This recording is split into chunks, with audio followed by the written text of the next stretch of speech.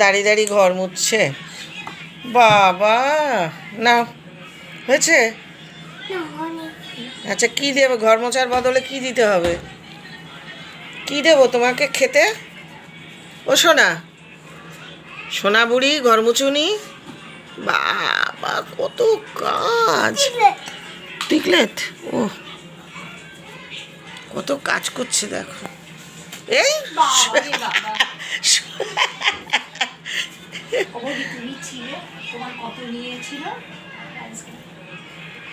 আমার